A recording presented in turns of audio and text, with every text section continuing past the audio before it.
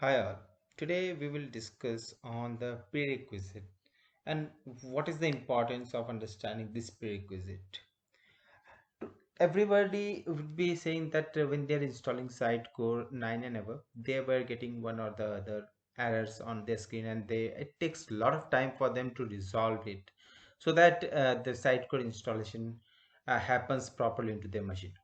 So to understand that, I'll just open a prerequisite which gets into your system that is recommended to get executed into your machine. So what exactly the prerequisite does and what exactly it does. So if you see, there are many things which happens, but there's specifically the task which executes on your system to validate what needs to be done or what exactly it will be doing. So first of all, if you see Visual C++, which gets downloaded onto your machine, if it is not there, if it is already there in your machine, it will not download. So every version, whichever is mentioned, would be important based on the Sitecore version which we will be installing onto your machine. Similarly, if you see, first of all, it will download a particular software and then it will install. So these are the steps which they have mentioned, and they will check which version you have, and accordingly they will install a proper relevant software on the machine. So if you see, first of all, they were just taking for 86, that's 32-bit, and 64-bit, 64 is 64-bit. And similarly, if you come down, they will be installing SQL Server module onto the machine. So SQL Server module is also an important part for the machine.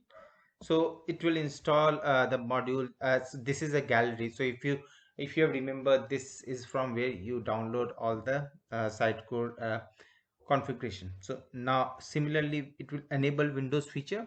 So these are the Windows feature which get enabled onto your machine. Then comes our platform installer. So web platform installer, which is also important, it's also get downloaded. The most important, this web deploy 3.6. So this is one of the very important aspect which we should be aware of when we will be downloading. See, every version has its own requirement. So if you had a web deploy 4, you might get into errors. So that's the reason when we will be installing onto our machine, we should ensure that we had a specific version which is mentioned into the prerequisite file. If we are not using the same version, we will get an error, and then either we have to downgrade the version or we have to upgrade the version, or we might have to get into some other alternative that we have to run some scripts, we have to run some other command and all those things. SQL controller type also is important, because when it starts executing the code into your machine, that time, because it has to work with database, if because it will create a table, contain everything on the database. So that time this SQL command and all those controller will be used. So it has to download and it has to install that as well, and it has two versions based on your machine. It will take care. Now comes SQL DAC framework. So what exactly this framework will do? So when we will be executing the script, and if this framework is not available onto your machine, the script will not get executed from PowerShell.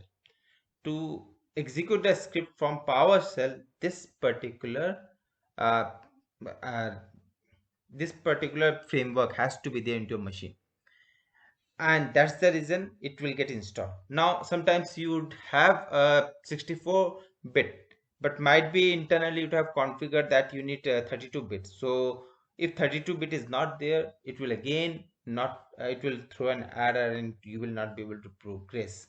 So make sure that your system is configured properly. If not, you will definitely get into error.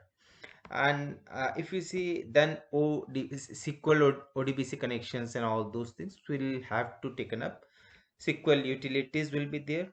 So if we look into all those things in detail, we'll understand that it is taking web deploy. Web deploy will help us to install the components. Now SQL is important because we are dealing with SQL Server to create a database, and then we will be taking a multi-threading and all those tasks as well. And the last one which they have taken up is a .NET 471. So that's a framework that is required, because when Sitecore works, that works on a .NET framework.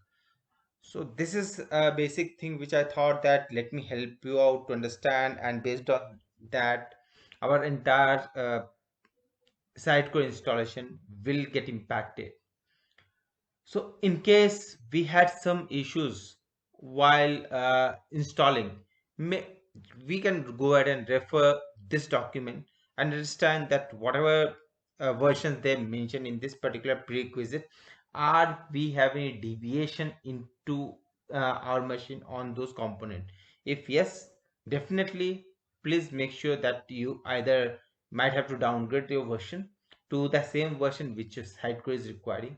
And once you have done that, definitely your process will start executing properly without error, and you will not face any issues on Sitecore's installation. Thanks everyone for listening, and hope this will help whoever is going to install Sitecore. I would request to subscribe and like my channel. Thank you.